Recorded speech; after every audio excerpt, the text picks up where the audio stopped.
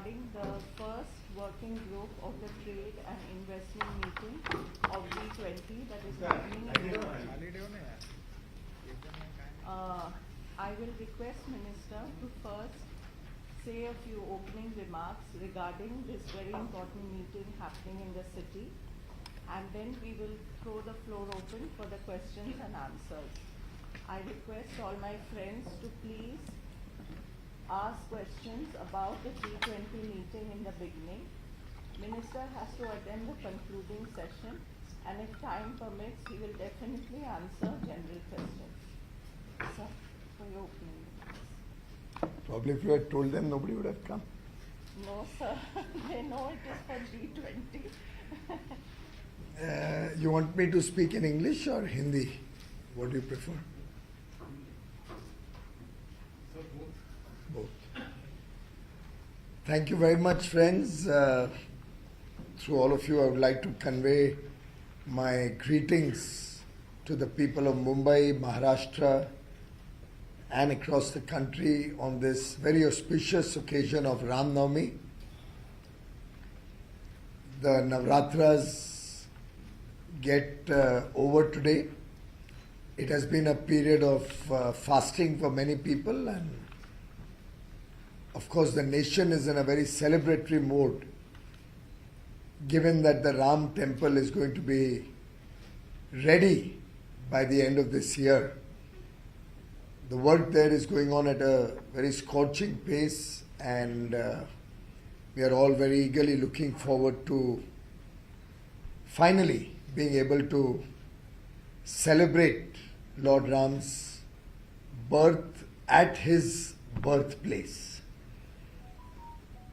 India is the president of the G-20 this year, our 75th year of independence. As we celebrate Azadi Ka Amrit Mahotsav, it's truly remarkable how the whole world is looking up to India's leadership, looking up to Prime Minister Narendra Modi playing an important role in the world geopolitically in terms of strengthening the economy of the world and also championing the cause of developing nations and less developed countries, particularly from the global south. The G-20 with the motto Vasudhaiva Kutumbakam, the world is one family, truly reflects India's ethos and the vision of the Prime Minister, one earth, one family and one future, helps set the tone of the various working group meetings of the G-20. We have had our first meeting of the Trade and Investment Working Group in the financial and commercial capital of India, Mumbai, my home city, since 28th of March. It's a 3-day gathering of officials from all the member countries of G-20, all the guests and invited countries, and the multilateral organizations like UNCTAD, WTO, IMF, and all the various multilateral organizations who have got together amidst very gloomy geopolitical and uncertain global economic environment, where international trade has slowed down, inflation is high, interest rates are going up, world economies are getting into recession, developed economies particularly are in the throes of high inflation, low growth, job losses. Many developing nations are facing foreign exchange crisis. Amidst all these challenges, India is the bright spot which almost everybody in the world today recognizes and respects. Different world leaders have shown the confidence they have in Prime Minister Narendra Modi. The Italian Prime Minister recently said he's the most loved leader of the world. Many world leaders are looking up to his leadership to resolve the severe crisis in other parts of the world. Some news reports seem to suggest that India will continue to be the fastest growing large economy in the years to come, possibly in the decades to come. We have consistently maintained high growth. We have been able to overcome the challenges of the COVID pandemic. Next year, we are again expected to be the world's fastest growing economy, particularly amongst the large economies.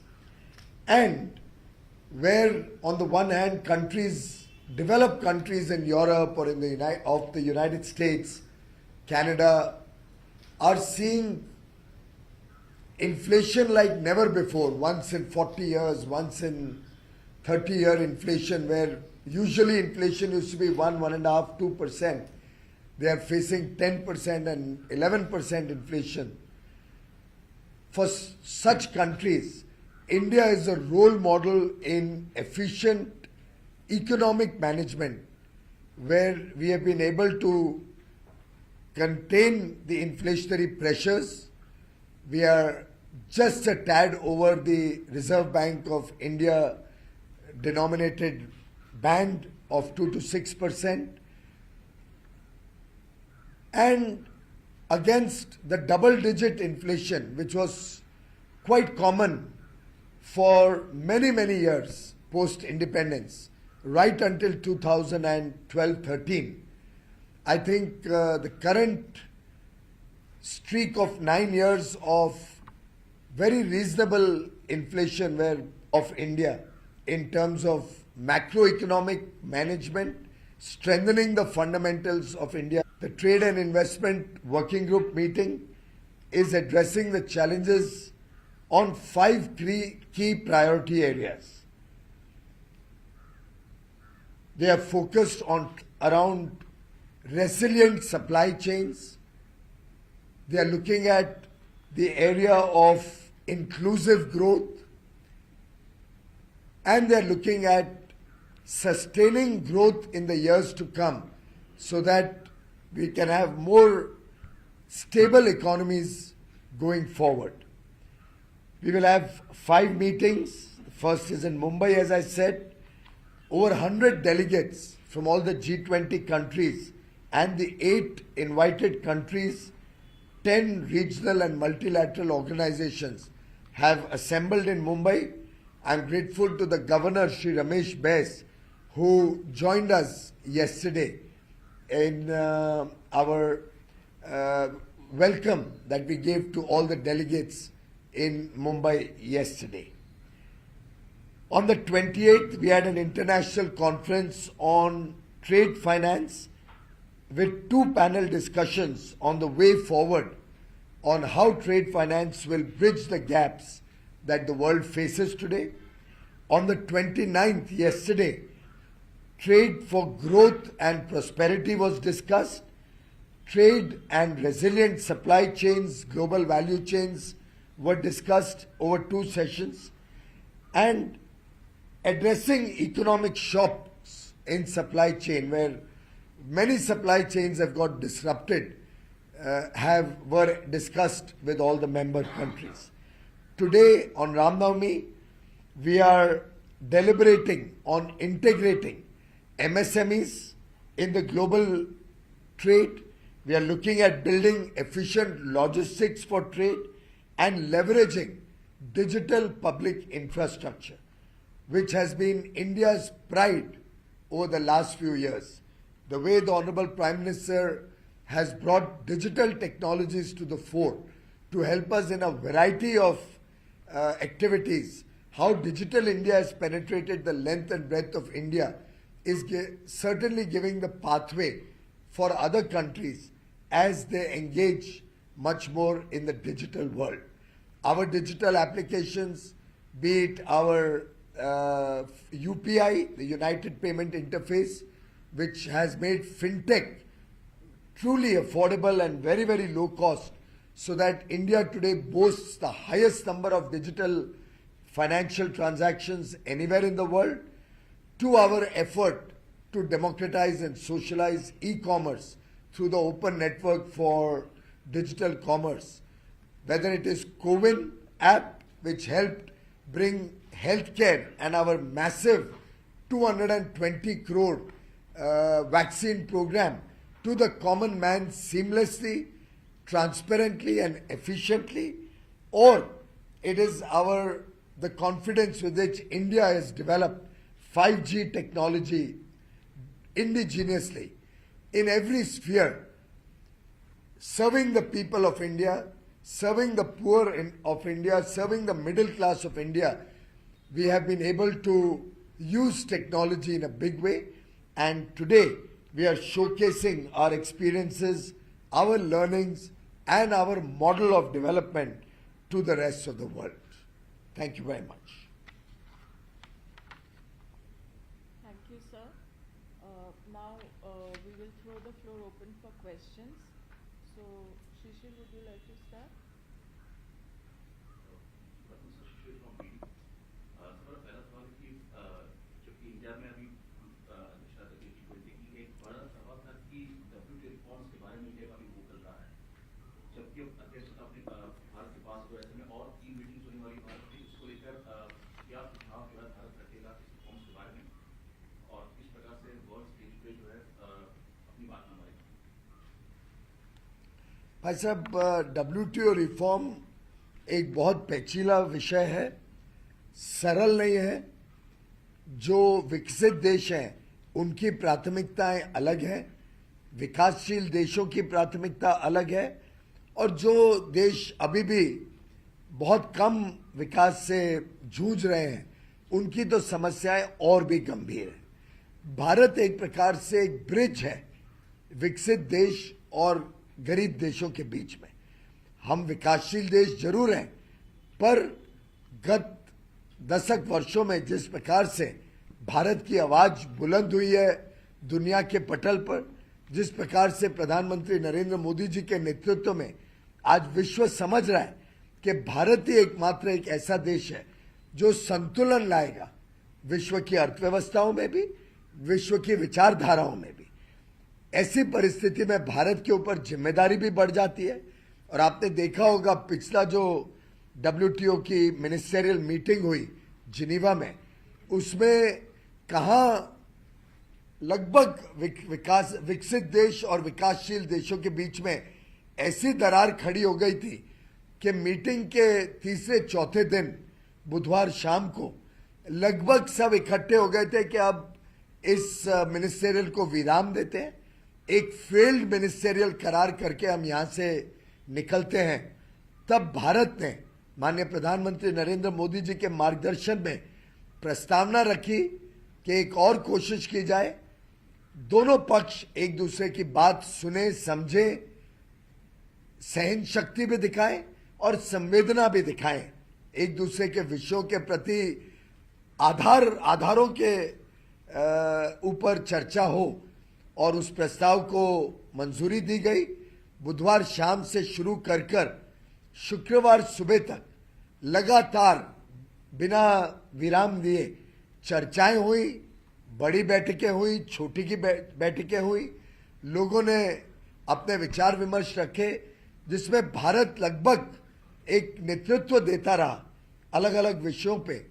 और मैं समझता हूं कि 8 agreement उस WTO में होना, ये भारत की एक बहुत बड़ी विजय थी। भारत के हर विषय पे हम सफल रहे, भारत के दिखाए हुए रास्ते पे अलग अलग देशों में समन्वय बनाने में सफल रहे, और उससे जो भारत की छवि है पूरे विश्व में और मजबूत हुई है, और भारत के प्रति लोगों का विश्वास बढ़ा है। प्रधानमंत्री मोदी जी के प्रति विश्व का विश्वास और मजबूत हुआ है। अब इन चर्चाओं के माध्यम से भी WTO जो एक बहुत महत्वपूर्ण मल्टीलैटरल ऑर्गेनाइजेशन है, इसमें किस प्रकार से बदलाव भी लाया जाए, लेकिन उसके जो मूल भावना है, जो मूल उसके सिद्धांत है, उसको भी सुरक्षित रखते हुए इस बदलाव को लाने की आवश्यकता है। अलग अलग चीज़ें जैसे कि अपीलेट मैकेनिज्म बंद पड़ी है, उसको कैसे फिर से चालू किया जाए, कैसे विकासशील देशों की और कम विकसित देशों की समस्याओं के ऊपर विश्व में और संवेदनशील सोच को पहुंचाया जाए, कैसे जो जलवायु परिवर्तन क्लाइमेट चेंज की समस्या है उसमें जो समृद्ध देश हैं उन्होंने अपना योगदान बढ़ाना चाहिए, कैसे टेक्नोलॉजी और डिजिटल दुनिया में कैसे विश्व में सभी को लाभ मिल सके, इन सब महत्वपूर्ण विषयों में G20 के माध्यम से भी हम इस बात को और चर्चा करेंगे और अगले वर्ष की जो मिनिस्टेरियल होनी है उसमें WTO को और आगे WTO रिफॉर्म को, परिवर्तन को और आगे बढ़ाने में भारत फिर से अहम भूमिका निभाएगा, ऐसा मेरा पक्का विश्वास है। सर नमस्कार, my name is Gaurav from the Wuhan. Sir जब हम सस्टेनेबल ग्रोथ की बात करते हैं और रेजिलिएंट एंड जो सप्लाई चेन की बात करते हैं, इसमें सॉल्यूशंस आप बता रहे हैं कि डिस्कस हुए हैं, आगे जाकर के उन सॉल्यूशंस का भारत की ओर से इम्प्लीमेंटेशन प्लान क्या रहेगा और किस तरीके से वो फॉलो अप लिया जाएगा, तो उसके बारे में प्लीज। ऐसा है, साधारणतः तो G20 कोई लीगली बाइंडिंग ऑर्गेनाइजेशन नहीं है। ये एक समूह है अलग अलग देशों का जो विचार विमर्श करके आम सहमति बनाते हैं कि कैसे विश्व को हमने सबने मिलकर आगे बढ़ाना है और विश्व में कैसे समृद्धि 700 करोड़ लोग तक पहुंचे। पर उसके बावजूद ये एक बहुत बड़ी आवाज है, बड़ी पावरफुल आवाज है। 85% विश्व की जो इकोनॉमी, अर्थव्यवस्थाएं हैं, वैल्यू है, वो इन देशों के अंदर सम्मिलित है। तो एक बहुत मजबूत आवाज है। भारत का इस वर्ष G20 का प्रेसिडेंसी मिलना, हम प्रधानमंत्री मोदी जी के नेतृत्व में हम प्रेसिडेंट G20 के बने हैं, हम सबके लिए बहुत गर्व की बात है और मैं समझता हूं पूरे देश में इसका उत्साह है। स्वाभाविक रूप से जो चर्चाएं होती हैं उसमें से सभी देश सीखते हैं, समझते हैं और आगे का मार्ग निर्धारित करते हैं, रास्ता बनाते हैं कि कैसे जो जो चर्चाएं हुई हैं उसमें से हम एक दूसरे के साथ मिलके इनको लागू करें। और भारत तो एक ऐसा देश है जिसमें सस्टेनेबिलिटी या एक नेचर के प्रति संवेदना या चिंता आज से नहीं पर हजारों वर्ष से रही है। भारत में तो हम पेड़ और पौधों को भी, चाहे वो हमारे नदियां हो, चाहे वो हमारे पहाड़ हो, हर जीवित अथवा नॉन लिविंग ऑर्गेनिज्म, सभी को, living and non living organisms, सभी को हम बहुत ज़्यादा इज्जत देते हैं। तो और उसको सुरक्षित रखने में हम सब जुटे रहते हैं। तो बायोडाइवर्सिटी हो, कार्बन का इन्फ्लुएंस कम हो विश्व में, sustainable energy sources, renewable energy sources को और प्राथमिकता मिले। आप जानते हैं कि पेरिस में हमने तय किया था कि भारत ने ऑफर किया था कि हम अपनी पूरी जो एनर्जी कैपेसिटी है, इंस्टॉल कैपेसिटी पावर की, इसको 40% 2030 तक नवीकरणीय ऊर्जा से करेंगे। हमने वो लक्ष्य 2021 में ही कर लिया, 9 वर्ष पहले। और अब प्रधानमंत्री जी ने नया लक्ष्य देश के समक्ष रखा है कि हम 2030 तक 500 गीगावाट नवीकरणीय ऊर्जा भारत में स्थापित करेंगे। ग्रीन हाइड्रोजन हो, उसको अमोनिया में कन्वर्ट करके विश्व व्यापार में, निर्यात में भेजा जाए और भारत एक प्रकार से, अगर मैं कहूं, समस्या नहीं समाधान का एक मार्ग बने। ये मैसेज आज पूरे दुनिया में गया है। We are not the problem, we are part of the solution. And India today is emerging as a responsible global citizen under Prime Minister Narendra Modi. This is a big change and the world today respects and recognizes that change. Sir, Sandha from PTI, sir. So जिस तरह से सारे industries जो है यहाँ पे investment करने के जा रही है, तो जो लोकल ये है इंडस्ट्रीज है उसको कैसे फायदा पहुँचेगा, क्योंकि प्रधानमंत्री लोकल को फोकस पे ज़्यादा विजिट करते हैं, तो क्या है कि जिससे लोकल लोगों को जो है ज़्यादा इन्वेस्टमेंट हो सकता है? बहुत स्वाभाविक है कि जैसे जैसे हमारा विश्व व्यापार में एंगेजमेंट बढ़ेगा, हमारा रोल बढ़ेगा, तो भारत के वस्तुओं पे भी विश्व का ध्यान आकर्षित होगा और भारत को निर्यात के भी और मौके मिलेंगे, गुड्स एंड सर्विसेज में। आप जानते हैं कि प्रधानमंत्री जी लगभग 2014-15 से लगातार जेड के ऊपर फोकस करते हैं। जेड यानी क्या? Zero effect, zero defect. इससे हम चाहते हैं कि हम ग्रीन प्रोडक्ट्स भारत में बड़े मात्रा में बने और अच्छी गुणवत्ता वाले, अच्छी क्वालिटी के प्रोडक्ट्स भारत में बड़े मात्रा में पैदावार हो, या हम सेवाओं में अच्छी गुणवत्ता दुनिया को दें। हमने कोविड काल में भी देखा कि भारत एक ऐसा देश है जिसने अंतर्राष्ट्रीय पटल पर जो भी कमिटमेंट दिए थे, या किसी कंपनी ने कोई एक्सपोर्ट ऑफ गुड्स या एक्सपोर्ट ऑफ सर्विसेज की जिम्मेदारी ली हो, हमने 100% उन जिम्मेदारियों को पूरा किया, जिसकी वजह से आज, पहले हमें लोग तो फार्मेसी ऑफ द वर्ल्ड कहते ही थे, और कोविड के समय तो वो और मजबूत हो गया भारत का जो एक एक्रोनिम है फार्मेसी ऑफ द वर्ल्ड। लेकिन एक नया भारत को लेबल मिला कोविड के दिनों में, ट्रस्टेड पार्टनर का। आज पूरा विश्व मानता है कि भारत के उद्योग, भारत के लोगों पे आप विश्वास कर सकते हो, ये विश्वसनीय देश है। ये बहुत बड़ी उपलब्धि है हमारे देशवासियों की भी, और हमारे उद्योग जगत से जुड़े हुए सभी लोगों की। और मैं मानता हूं हमारे वेल्थ क्रिएटर्स, हमारी जो इंडस्ट्री है, इसको भारत रिस्पेक्ट करता है। उन सबके लिए नई टेक्नोलॉजीज विश्व भर से आए, भारत में भी इनोवेशन, रिसर्च एंड डेवलपमेंट को प्राथमिकता मिले, विदेश और देश में निवेश और ज्यादा हो, जिसके लिए फॉरेन डायरेक्ट इन्वेस्टमेंट भी आए, और भारत की सेविंग्स भी भारत में इंफ्रास्ट्रक्चर डेवलपमेंट, नया उद्योग, नए नौकरी और काम के अवसर देने में निवेश जितना बढ़ेगा उतनी अर्थव्यवस्था भी बढ़ेगी, उतने टैक्सेस भी, रेवेन्यू भी बढ़ेगा। रेवेन्यू बढ़ने से सरकारें जनता की, आम जनता की सेवा भी ज्यादा कर पाएगी। इसको मैं मानता हूं कि अब एक वर्चुअस साइकिल ऑफ ग्रोथ में भारत प्रवेश कर चुका है।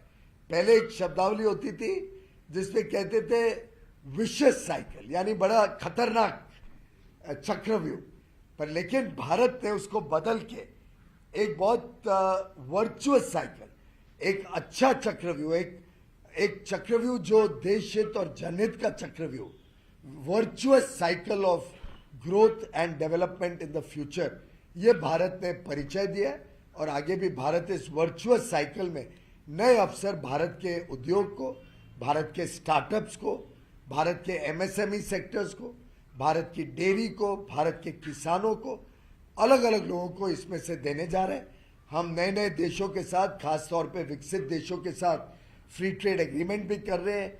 इन एफटीएस से हमें बहुत सारे नए बाजार भारत के सेवाओं के लिए और भारत के सामान के लिए खुलेंगे।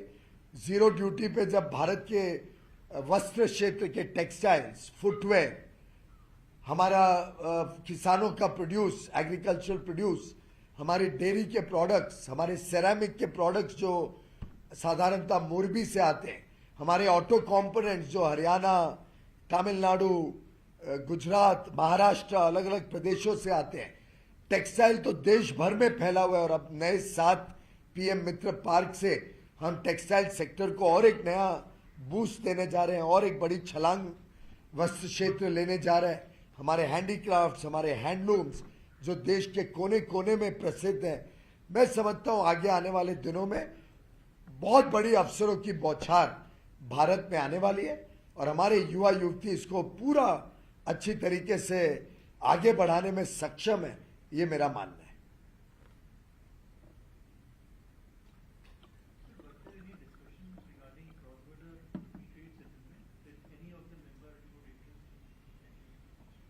ये विषय अधिकांश बायलैटरली होता है, क्योंकि ग्लोबल ट्रेड के इश्यूज में बायलैटरली जो रुपी ट्रेड हम करने जा रहे हैं, या क्रॉस बॉर्डर ट्रेड की जो अलग अलग ऑल्टरनेटिव्स की तरफ भारत जा रहा है, वो तो बायलैटरल डिस्कशन होती है। कई बार इन मीटिंगों के साइडलाइंस में भी डिस्कशन होती है, लेकिन ये रिजर्व बैंक और मिनिस्ट्री ऑफ फाइनेंस उस इनिशिएटिव को लीड कर रहा है।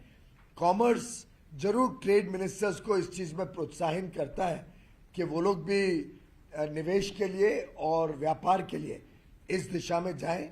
उदाहरण के लिए यूनाइटेड अरब एमिरेट्स से सबसे पहले मार्च 2022 में ये चर्चा हुई थी कि हमने क्रॉस बॉर्डर ट्रेड यूएई के साथ रुपए में करना चाहिए, निवेश भी सीधा रुपए में करना चाहिए, बजाय कि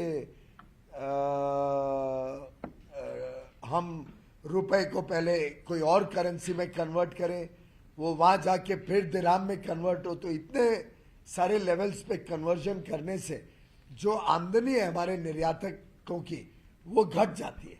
लेकिन सीधा अगर, क्योंकि हमारा बड़ा बैलेंस ट्रेड है, उल्टे कुछ ना कुछ सरप्लस ही है भारत का, नॉन ऑयल ट्रेड को देखें तो बड़ा सरप्लस है यूएई के साथ। तो ये चर्चा वहाँ से शुरू होके आज एक पूरे विश्व में इसकी काफ़ी इंटरेस्ट दिखाई जा रही है अलग अलग देशों से, पर वो बायलैटरल होती है, ये इस G20 फोरम उसका साधन नहीं है। Sir, Anurag from Vicky now. So recently you had mentioned that the government is in advanced discussions with some countries to finalize rupee-denominated trade. So is there any nation or countries with whom you're going to start rupee trade very soon? Well, I think I'll leave it for the Reserve Bank to finally close the loop, but I can only share with you that many nations are showing significant interest in that. In fact, just to supplement overall what is happening in the global stage, I was listing out how many ministers met me, foreign, trade ministers from other parts of the world, in the month of March alone. And frankly, I lost count. It exceeded 12, 13 or so. And then somebody in my team would say, but sir, you've forgotten the minister from Norway. I said, oh, wo to yaad nahi aa. Ek aur add karo. Karte karte we are losing track. That is the level of interest. I recently got a message from the 4 EFTA countries, which is Switzerland, Norway, Liechtenstein and Iceland. Is it Norway? Just check the 4th country. The EFTA, it's a group of countries called EFTA. All 4 ministers wanted to come down to India. We've of course now finalized the dates. But I'm just sharing with you the level of interest that we've had. Look at the number of leaders who have come to India in the last few days. We had the Japanese Prime Minister, we had the German Chancellor, we had the Australian Prime Minister. And ये सिलसिला बहुत तेज गति से आगे बढ़ रहा है. The other day there were Swedish companies, 105 Swedish companies at one time came to India, 105. And the interest that they had in expanding business with India was to be seen, to be believed. They went back completely amazed at what was the turnaround in India in the last few years. So I think this is the best time, if I may repeat what Prime Minister Modi said, yahi samay hai, sahi samay hai. This is the moment for India to grab. This is India's moment, and I am sure the people of India will not let it go by. We'll make use of every opportunity to make India a developed nation in the Amrit Kal, the next 25 years, where rapid strides will be made across sectors, across social, political and economic dimensions. So sir, have the EFTA countries and the 4 countries shown an openness on this matter? Yes, they have indicated, otherwise we weren't even discussing with them. This dialogue has been going on for quite some time. And there's been a series of meetings, in fact, over the last 40 days. And they have assured me that they'll be coming with very attractive proposals in terms of opening up services and a deeper understanding of India's own concerns around our patent laws and the need to protect our domestic industry. Thank you, sir. So, just a small thing about Sir Ashish from PTI. You have recently spoken about both countries, India negotiating FTAs. How are the discussions going on? And specifically, sir, there was a change of guard in the UK. There was a Diwali deadline which we were talking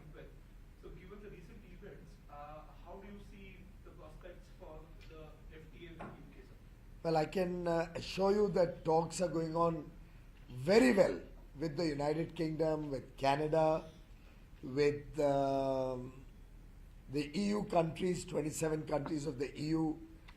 We are also in dialogue with Israel. We are also in dialogue with many other countries who want to start discussing the FTA.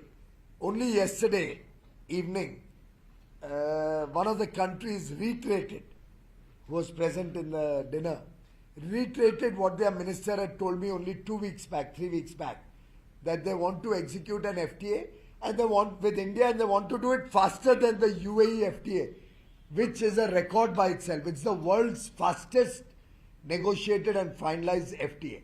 They said we want to beat that record, we want to do it faster. Recently the Bangladesh Commerce Minister was here. He also reiterated his interest in entering into FTA with India. So I can assure you that there are FTA ministers are coming down in April. So I think the GCC is in dialogue to finalize and launch the negotiation process. While we have agreed to get into an FTA, we are finalizing the launch date and other modalities. So I think there's a lot of excitement. I'm not even mentioning 3-4 countries because I've apologized to them that I don't have the bandwidth to be able to handle any more FTAs. There are officers who do one FTA negotiation in the morning and another in the evening.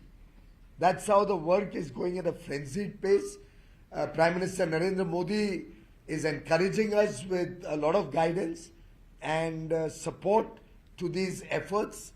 All my other colleague ministers are actively engaged with us in finalizing what is good for India, what is best for Indian people and Indian industry and Indian farmers and all sections of society, our fishermen, our dairy, our MSMEs, and therefore I believe that times ahead are very positive, very good. However, there was never a deadline. In my 2 years of negotiating FTAs, I can assure you that whoever has ever asked me this question, I've always responded that there's never a deadline.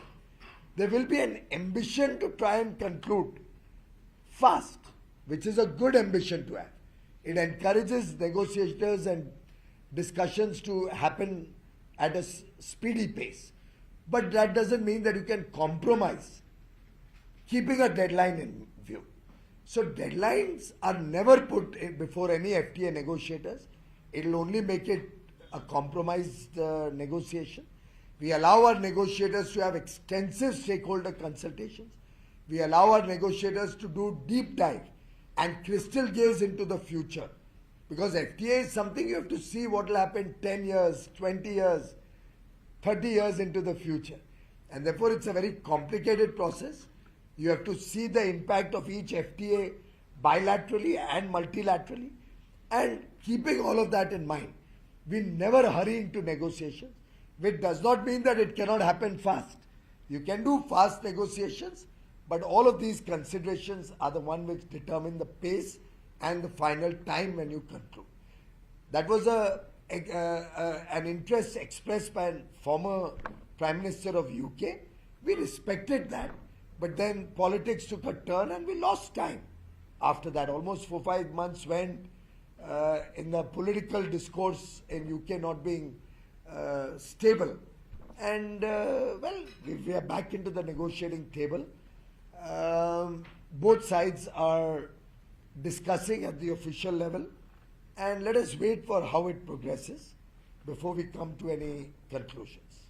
Quick follow-up actually, sir. When you say that both sides are at the negotiating table and that talks are going on well with the UK, including countries including the UK, so can we broadly sort of say now that these events which have shown some bit of lack of warmth at the diplomatic level don't have much of impact on the talks on the trade front, which go parallelly as both sides desire?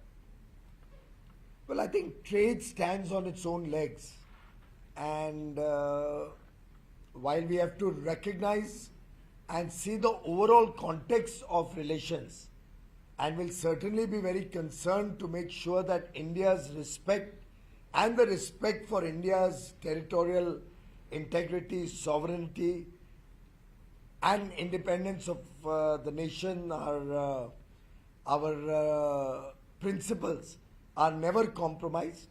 I think as long as nobody interferes in India's internal affairs, we will allow trade to continue to stand on its own legs. As a supplementary question, are you hopeful of finalizing the FTA deal with the United Kingdom soon? I think there's no follow-up, it's the same question. Yeah. I just said that we are at an advanced stage, we are discussing at all levels, the officials are engaged in discussions. Soon, yes, because soon doesn't have a deadline. But we do believe that doesn't mean that only if you extend a discussion for years and years that you do a smarter job. Very often when you extend it for far too long, you lose track of what happened in the beginning.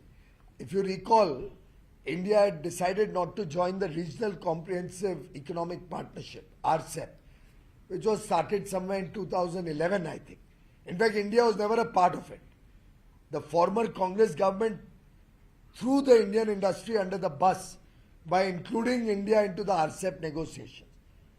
If I may jog your memory a little bit, RCEP was between which countries? It was China, Korea, Japan, Australia, New Zealand, and the 10 ASEAN nations. So total of 15. India unnecessarily entered into it as the 16th nation thanks to a decision taken by the Congress-led UPA in 2012 without really assessing the real on-the-ground picture. We were at that stage already having an FTA with the 10 ASEAN countries.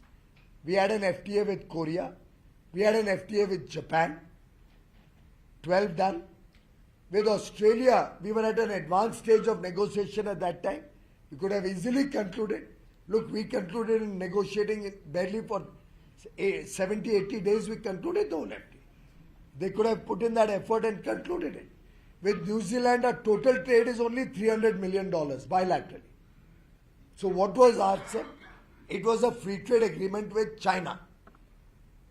And when I got into stakeholder consultations, many of which happened in this very room where we are sitting, for hours at end, I would meet with different stakeholders from different sections: MSME, automobile, fisheries, dairy, auto components, electrical industry, chemical industry, pharmaceutical industry, you name the industry. With whoever I discussed, everybody was opposed to it. I don't know where we were getting into that RCEP and what we were gaining when the entire country was against that discussion. I don't know with what thinking the previous government had entered into this negotiation. I am grateful to the Honorable Prime Minister who heard the voice of India. And we all know that he is always very, very much in tune with the people's aspirations and people's needs. He heard Indian voice. He heard the voice of India's farmers, India's dairy, India's MSME, the various sectors of business and industry, and took the bold decision not to join RCEP. It was not an easy decision at that stage, since India, through a formal process, had in 2012 joined the RCEP negotiation. But since the original founding principles on which it was supposed to have been entered in 2011, we were not finding visibility of that in the final agreement. India chose not to do RCEP. So India is a sovereign nation that makes its own independent decisions based on a variety of factors, some of which could also be beyond trade. Just a small question, sir, if you are okay answering it. You're also the leader in the Rajya Sabha. You have also handled various portfolios at the center, including finance. You know the importance of something as critical as finance bill and discussions over it. We have seen such important documents passing stands in the discussions actually.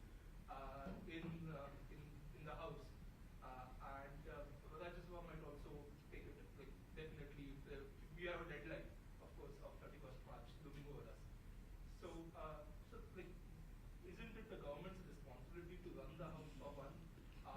And second, like when we see government itself protesting and sort of creating these sort of scenes, does it help the overall democratic process? Sir, first of all, you need not worry asking me any question. I am not like some of the political leaders who will cast aspersions on your integrity or who will label you as a journalist who has been planted by the opposition.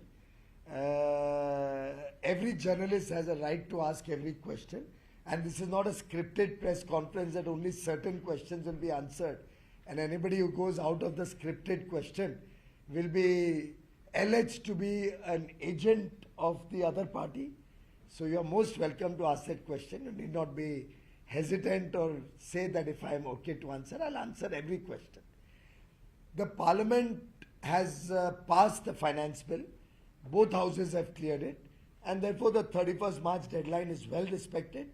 Unlike other parts of the world where governments come to a standstill with budget not getting passed, India has a very robust tradition, and the budget is passed. From 1st April, spending will happen.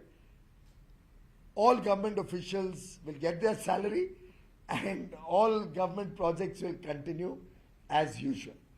It is very unfortunate that a forum which is meant for dialogue, debate, discussion to resolve the problems of the country is being used to cast absolutely baseless, wild and unfounded allegations against the government based on maybe external forces, possibly under the influence of people who are inimical to India's growth and India's rapid economic progress and increasing geopolitical relevance.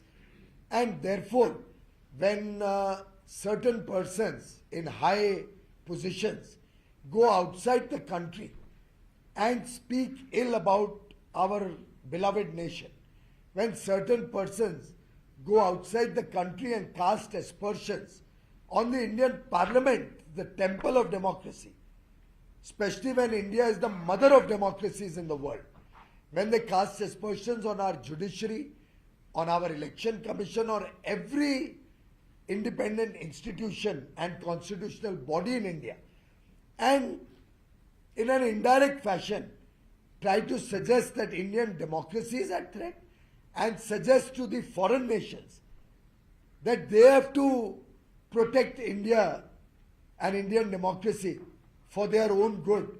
Such kind of wild, baseless and absolutely, I would say, unfortunate and deplorable behavior and comments cannot be pardoned by anybody. The whole country is extremely disturbed, extremely unhappy about what was said on foreign soil by certain leaders, and we very strongly believe that such leaders should apologize to the nation, apologize to the Parliament, apologize to the presiding officers in both houses who they have insulted on foreign soil. Sometimes in life, propriety, self-respect and the nation's interest overrides everything else. And this is one such occasion where we cannot allow the nation's independence, our sovereignty, our respect to be tarnished by any individual, especially on foreign soil. Any more questions? Thank you.